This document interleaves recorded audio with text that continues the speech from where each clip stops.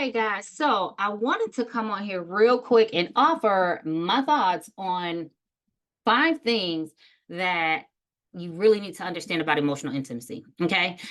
This is a conversation I have all the time with my students, with clients, with myself, with friends, with anybody who will listen, really.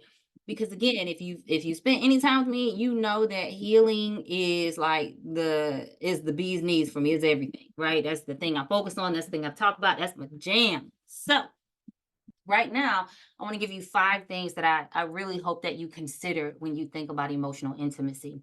Take this, use it, tweak it, pivot it, do what you got to do with it to make it make sense for you, and tell somebody else. Okay, before you forget, right now, yes, yeah, you right now, please take a second to hit that subscribe button, that like button, and hop in the comments and tell me what you think as you're listening to this or as you get a chance to implement it. Now, the first thing I want you to know is that it's the biz knees. Listen, it's not just a buzzword. Now, okay, we do live in a time where social media controls everything. I get it. I'm with you when you're right. But even though a lot of people are just using it as a buzzword, emotional intimacy is truly the thing that you want to be making sure that you're fostering in your relationships. Now, if you've never heard me say this, here you go. And if you've heard me say it, take it to heart and use it. I think that everything that we do is relationship, right? Not just the people that we're in love with, that we share our beds with, our romantic partner, husband, wife, girlfriend, boyfriend, whoever, right? Not just the people that we are physically and sexually intimate with. Relationship is your male person if they've been on your route for 10 years and you know the names of their kids and their dogs and help them pick out gifts for their kids, right? It's the favorite cashier that you have when you go in the grocery store and you go into their line because you know they know how to handle your stuff right. They're courteous, they're friendly, and they bag up your stuff well. Relationship is your UPS driver or your Amazon Prime driver or your FedEx driver or whoever, because they've been delivering to you so long. They know you by name. Your dog loves them. Got to run out and give them a hug. The kids do a dance for them. And y'all just generally cool, right? It's anybody that you're engaging with on a regular and extended basis. I think relationship governs everything we do in life. So keep that in mind as you take these in, because it's not just for your romantic relationships. These may work for you in your platonic relationships as well. But again, it's the bee's knees. It is the secret sauce. It is the number one ingredient. It is the foundation, whatever you want to call it. It is the thing that is most important, or one of the things that are most important in having a healthy and sustainable relationship. Because the emotional intimacy is what connects you guys, right? Think of it like glue. It helps you to stick. If I'm just trying to throw something at the wall and hoping it sticks, yeah, good luck with that. But if I take time to put some glue up there, or a pin cushion or a nail or a screwdriver or something, whatever I'm trying to hang on that wall is going to have a much better chance of sticking and having longevity. Well, emotional intimacy does the same thing in our relationship. It helps us to connect. It helps us to get to know one another. It is the foundation on which deepening your relationship or having great sex or having longevity comes from. Okay? So think about that next time you are, you know, getting frustrated, getting exacerbated. Somebody getting on your nerves because they want you to do all this talking. That means they're actually feeling you, my guy, my girl. They are feeling you. Okay. So listen, if y'all didn't watch a previous episode that we had, somebody used that in the one of the questions they sent, and I think Kiana, one of my guest co-hosts, uses it a lot. My guy, I am like addicted to that saying right now, so y'all probably gonna hear that a lot. Okay, back on track. Don't get exacerbated, don't get frustrated, don't get aggravated the next time somebody is asking you to dig a little bit deeper. That actually is showing you, especially if you're interested in them too, that they are feeling you, that they are interested in building something sustainable with you. So take the time to reciprocate that and understand that being emotional, sharing your thoughts and your feelings, communicating what you are experiencing with them, learning their language and teaching them your language, whether you call it love language or relationship language or self language or whatever you want to identify it as, so that you guys are talking to each other in ways that make sense. And emotional intimacy is a way to do that. Okay. Number 2, vulnerability. Now, again, I understand that a lot of people use this as a keyword, but this is legit. You can't really create emotional intimacy without vulnerability. It's almost daggone near impossible. Okay. When you are vulnerable, that means that you're taking that mask off, or at least moving it to the side a little bit, right? If you fresh with somebody, just getting to know them, you might not just be naked with them emotionally just yet. I get it. But over time, that will come. However, even if it's the beginning stages, some vulnerability is going to be necessary in order to connect with them in such a way that you feel safe, they feel safe, and you have the ability to even try to create something long lasting. If you already been in this thing with them and you not being vulnerable, shame on you. What the hell is wrong with you at this point, boo? Like, get it together, okay? Get it all the way together. Vulnerability, emotional nakedness, spiritual nakedness is necessary. Because, I mean, yeah, we like to get naked, take our clothes off and get that good. That's all fine and well. But in addition to that, or even before you get to that point, vulnerability is key in your communication. And that's a part of emotional intimacy, giving them access to you in such a way that they get a chance to learn the depths of you. They see the layers and the many sides of you, the facets of who you are. That helps them to engage with you, that helps you to engage with them, and that helps you to build something that feels good, that feels safe, that feels nurturing, sustainable. And these are all key if you want to actually have healthy, happy relationships. I mean, if you're just trying to get the good and make it a little freak nasty every once in a while, hey, pick your battles, do what you do. But if this is a person that you genuinely want to be with and they genuinely want to be with you, can't get around that vulnerability thing. Okay. Number 3, it is not just sex. Not just sex. Let me say that again. It is not just sex. Okay. Okay. Now, does it help the sex? Baby. That's all I'm saying. It helps. Beyond that, though, it sets the stage for it, helps you to prepare for it, helps you to connect in such a way that the sex is even better than it would be without the vulnerability or without the emotional intimacy. Okay.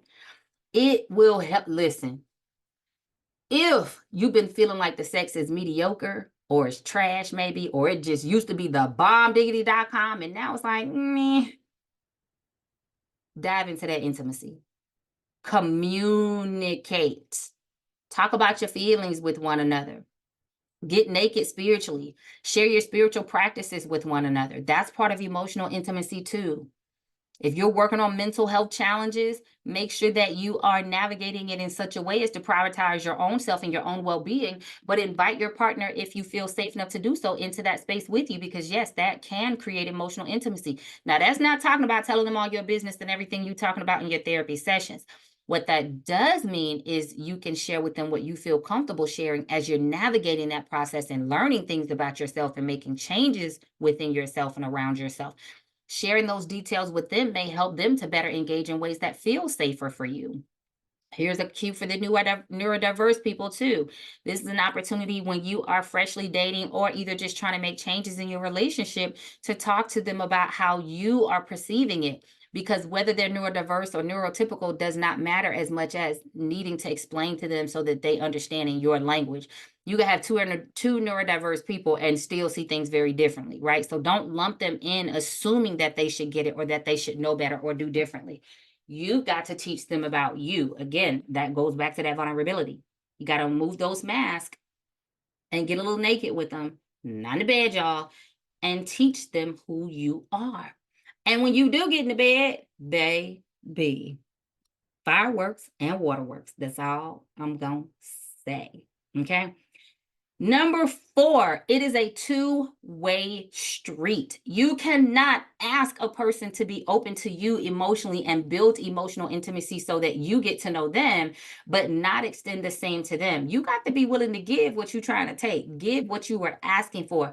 Here's where reciprocity operates, right? Because it's going to look different for all of us. Doesn't mean they're going to give it in the exact same ways or experience it in the exact same ways as you.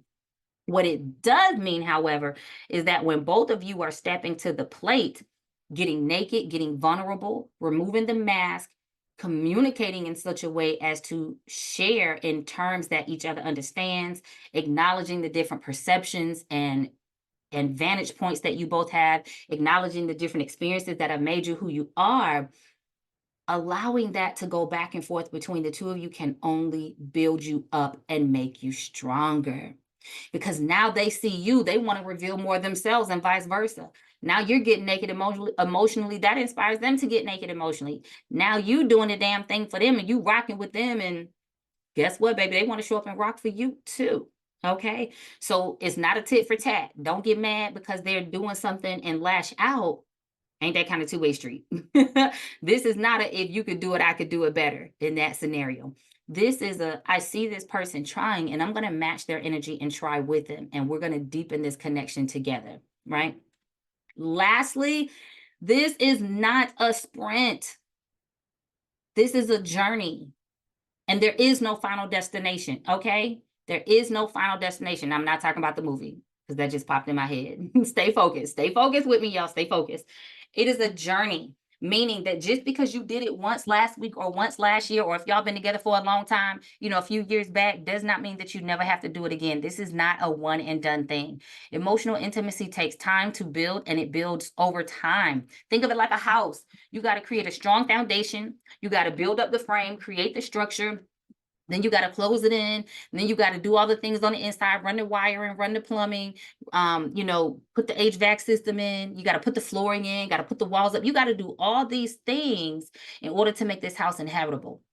And then once you live in that bad boy, it got the nerve to make you keep it up in order to keep providing shelter for you, okay? Eventually, you're going to have to fix them floors, replace that carpet, change that tile out.